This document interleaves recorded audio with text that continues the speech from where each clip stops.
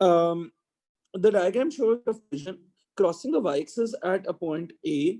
अच्छा, उस point A को देख लेते हैं हम भी थोड़ी देर में. The point B, 6,1 lies on the curve. The shaded region is bounded by the curve y-axis and this. ठीक है. Find the exact volume when this shaded region is rotated 360 degree about y-axis. अच्छा, अब हम about Y axis के ऊपर shaded region को rotate करने लगे हैं. शेडेड एरिया वाला भी करेंगे अभी इसके बाद. ठीक है. मरियम वीकेंड के ऊपर है ब्रो. अच्छा, मैं भी अनाउंस भी कर देता हूँ. अच्छा, तो अबाउट वाई एक्सिस का पहला स्टेप होता था मेक एक्स सब्जेक्ट. तो वो तो बना हुआ है, वो तो थैंक्स टू देम मैं बना के दिया है. 8/y² -2. ठीक है. अब क्या करते हैं, स्क्वायर करते हैं both sides. y² -2.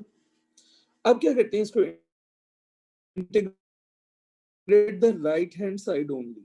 I can see clearly कि मेरी डिफरेंशिएशन बहुत कॉम्प्लिकेटेड होगी अगर मैं इसको अगर मैं इस बॉक्स को पावर को ऑपरेटर लेके इस बॉक्स की डिफरेंशिएशन सोचूं तो that is going to become very complicated. ठीक है. तो मैं वो उसकी डिफरेंशिएशन बाहर कंप्लीट नहीं कर सकूंगा. तो फिर मैं क्या करता हूँ, मैं इस बॉक्स को एक्सपैंड कर लेता हूँ a² a - b whole square लगा के. अच्छा, तो ये एक्सपेंशन देख लो जरा. 8/y² whole square -2ab 2ab plus b². ठीक है. अच्छा, तो ये हो जाएगा 64/y⁴ माइनस 4 8 32/y² प्लस 4. अच्छा, अब इनको ऊपर ले आते हैं और इंटीग्रेट कर लेते हैं. सो अब now I want to integrate 64y⁴ -4 minus 32y⁴ -2 plus 4 dy. अच्छा, मैं गलती कर रहा था ऊपर लिखते हुए, मैं वो ठीक कर दूं. बेटे यहाँ dx नहीं लिखना है, यहाँ dy लिखना है इस दफा. जो आपका वेरिएबल होता है, मैं गलत लिख रहा था बेटे, जो आपका वेरिएबल होता है वही यहाँ पे आना चाहिए. ठीक है. अगर यहाँ पे x होता है तो यहाँ dx आता है, क्योंकि हम उसके रिस्पेक्ट में इंटीग्रेट कर रहे होते हैं. तो अगर यहाँ पे y है बेटे तो यहाँ पे dy लिखना होता है. ठीक है. मैं उस टाइम पे ना पता नहीं क्या देख रहा था, मैं सही नहीं लिख रहा था जी. So this will be 64 y की पावर में 1 ऐड करें -3 डिवाइडेड बाय -3 माइनस 32 y की पावर में 1 ऐड करें -1 divided by new power -1 plus 4 की इंटीग्रेशन इज 4y. अब हमने लिमिट्स लगानी है और पाई से मल्टीप्लाई करना है. तो अब लिमिट्स लगाते हैं. अब चल के देखें कि लिमिट कहां से कहां तक लगाएंगे. अब क्योंकि अबाउट y एक्सिस है तो लिमिट भी बेटे y एक्सिस की लगेगी. तो ये लोअर लिमिट लगेगी, ये अपर लिमिट लगेगी. सो अपर लिमिट आपके पास बेटे यहां पे होगी. अच्छा, a का y कोऑर्डिनेट कैसे फाइंड आउट करोगे, a का y कोऑर्डिनेट कैसे फाइंड आउट करोगे. सो फॉर a आपको क्या करना पड़ेगा, x को 0 पुट करना पड़ेगा. 0 is equals to 8/y² -2. 2 is equals to 8/y². 2y² is equals to 8. y² is equals to 4. y is equals to 2. अच्छा, प्लस -2 क्यों नहीं लिखा मैंने, क्योंकि मुझे डायग्राम पे क्लियरली नजर आ रहा है कि a पॉजिटिव में है, तो मेरे पास दूसरी लिमिट आ गई. सो अब आपने लिमिट पुट कर दी 1 से लेकर 2 तक. यार प्लीज मेरे साथ कोई कैलकुलेटर पे हेल्प आउट करवाना जी. सो दिस विल बी 64 2 की पावर -3 over -3 minus 32 2 की पावर -1 over -1 plus 4 into 2. मुझे अपर लिमिट अलग प्लीज बता देना और लोअर लिमिट अलग बता देना. माइनस लोअर लिमिट 64 1 की पावर -3 over -3 minus 32 1 की पावर -1 over 1 -1 plus 4 into 1.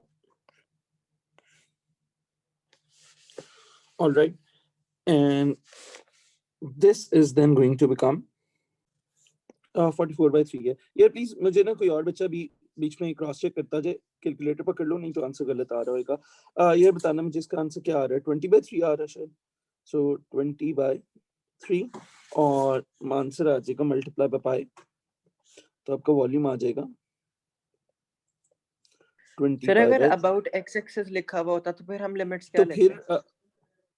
तो फिर हम लिमिट ये वाला पॉइंट लेते, फिर ये वाला चीज आनी थी, 0 से लेके 6 तक आनी थी ना। फिर शेडेड रीजन एक्स एक्सिस पे जहां शुरू हुआ और एक्स एक्सिस पे जहां खत्म हुआ। ठीक है, थैंक यू सर जी। सही। अच्छा जी, ये तो एक हो गया। मैं एक सेकंड एक शेडेड एरिया भी करवा लूं अबाउट वाई एक्सिस, ताकि ना किसी बच्चे को कोई टेंशन ना रहे उसकी कि अबाउट वाई एक्सिस में क्या करते हैं हम। टैक्टिक हमारा वही रहता है। ये देखो जिस तरह ये वाला एरिया है, लेकिन इसने एरिया पूछा नहीं हुआ, इसने वॉल्यूम पूछा हुआ। Let me just show you some area which is bound with y-axis. Yeah, this one. अच्छा, अब हम करते क्या हैं अबाउट y-axis में ना, हमारे पास दो ऑप्शंस होती हैं। जो दूसरी ऑप्शन है ना वो जरा अनोइंग होती है बच्चे के लिए। मैं पहली ऑप्शन डिस्कस करता हूँ जो कि आसान ऑप्शन है, जो मेरा भी ख्याल है बच्चे को ऑप्ट करनी चाहिए हमेशा। अच्छा, ऑप्शन ये कि आप अबाउट y-axis के चक्कर में पड़ो ही ना। आप 0 से 1 तक लिमिट लगाओ और नॉर्मल इंटीग्रेट करो, तो इंटीग्रेट करने से आपका एरिया कौन सा आएगा बेटे? Area between the curve and X axis आ जाएगा। ये ग्रीन एरिया आ जाएगा आपके पास जब आप 0 से 1 तक की लिमिट लगा के इंटीग्रेट करोगे। उसके बाद बेटे ये पूरे रेक्टेंगल में से ये वाला एरिया माइनस कर दो। रेक्टेंगल में से एरिया अंडर द ग्राफ जो बेटे वो माइनस कर दो। तो ये सिंपल एक अच्छी स्ट्रेटजी है, ठीक है, जो बहुत ज्यादा ट्रबल भी क्रिएट नहीं करती है बच्चे के लिए, and it gives you the correct answer. ठीक है। अच्छा, दूसरी अप्रोच क्या होती है? दूसरी अप्रोच ये होती है कि x को सब्जेक्ट बना के 1 से 2 की लिमिट लगा के तो y एक्सिस में इंटीग्रेट कर दो। Now that becomes a bit of nonsense for some functions. कुछ फंक्शंस में y सब्जेक्ट x सब्जेक्ट बनाना बड़ा आसान काम होता है, कुछ सब्जेक्ट्स कुछ क्वेश्चंस में x को सब्जेक्ट बनाना बड़ा मसला हो जाता है। ठीक है, तो आई वुड ऑलवेज सजेस्ट कि आप इस तरह रेक्टेंगल में से ये वाला एरिया निकालोगे और वो हमेशा एक डेफिनेटिव शेप बन रही होती है and it becomes very easy. ठीक है। अच्छा, तो अब हम देखते हैं हम क्या करने वाले हैं। सो हमारा प्लान है जी कि पहले इंटीग्रेट कर लें। So shaded area will be equal to rectangle minus area under the curve. Sir हम एरिया के क्वेश्चन में हर दफा इस तरह कर सकते हैं? हाँ हाँ हाँ, बड़ी डेफिनेट शेप बन रही होती है। ठीक है, कभी ट्रेपेजियम बन रहा होता है, कभी ट्रायंगल बन रहा होता है, कभी रेक्टेंगल बन रहा होता है। ठीक है, तो वो आपके पास हमेशा ये वाली ऑप्शन होती है। अच्छा, अब हम क्या करते हैं, हम पहले रेक्टेंगल का एरिया निकाल लेते हैं। रेक्टेंगल तो है जी 2 × 1 माइनस इसका एरिया अंडर द कर्व निकाल आते हैं, y is equals to. So area under the curve की अलग से हेडिंग दे रहा हूं,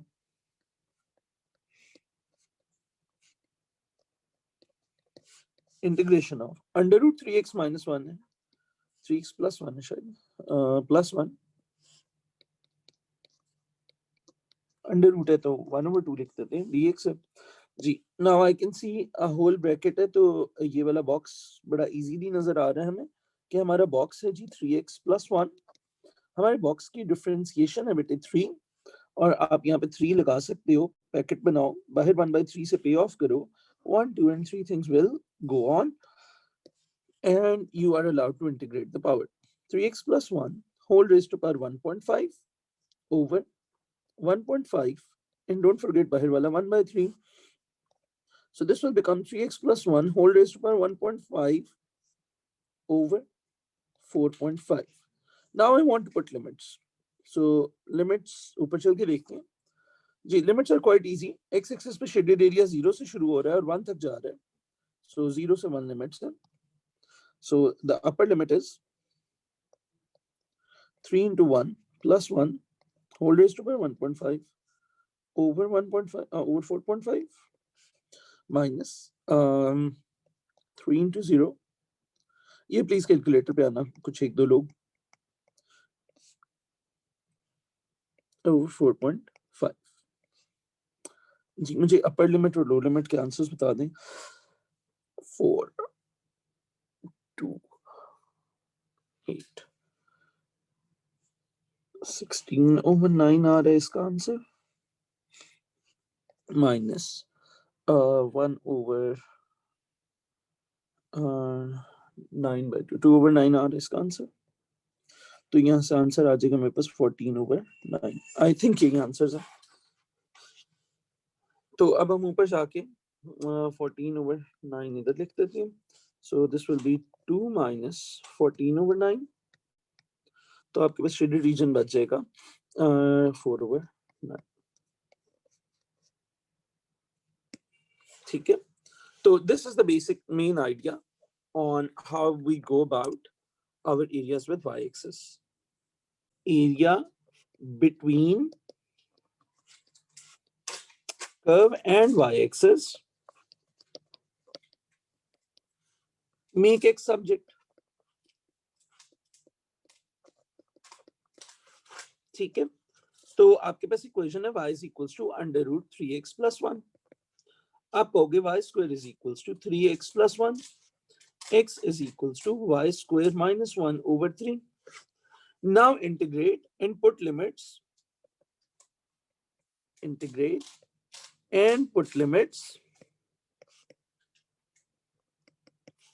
of y-axis now. कैसे? आपने y स्क्वायर माइनस 1/3 को इंटीग्रेट करना है।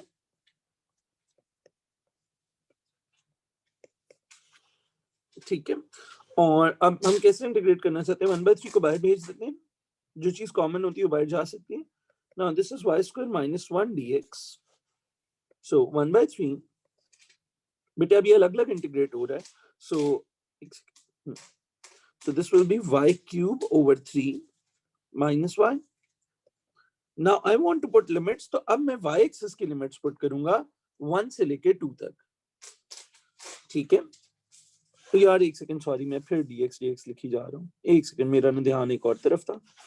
थैंक यू बेटे, ये dy है, ये एब्सोल्युटली रॉन्ग होता है अगर यहाँ पे मैं dx लिखूं।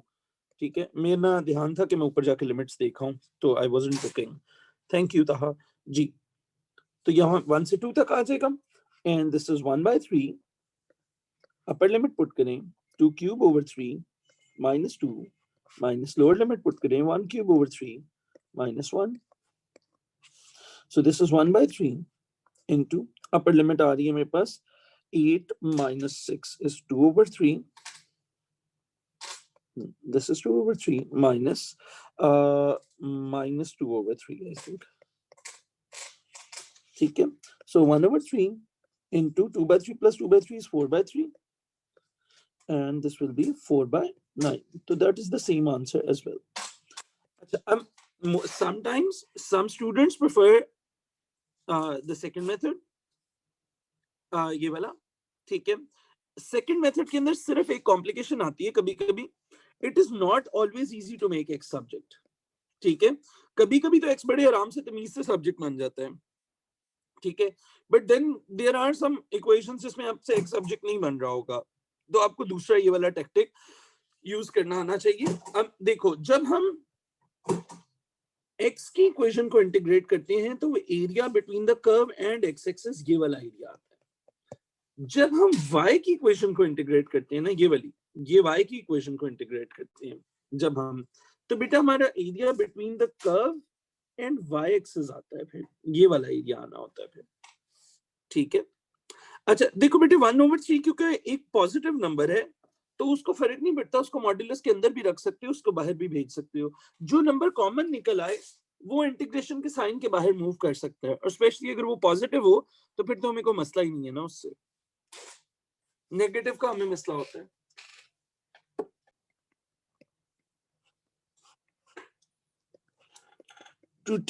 to integrate about y-axis to find area between curve and y-axis, make x subject. ठीक है, तो आपके पास इक्वेशन है y is equals to under root 3x plus 1. आप कहोगे y square is equals to 3x plus 1. x is equals to y square minus 1 over 3. Now integrate and put limits. Integrate and put limits of y-axis now. कैसे? आपने y square minus 1 over 3 को integrate करना है.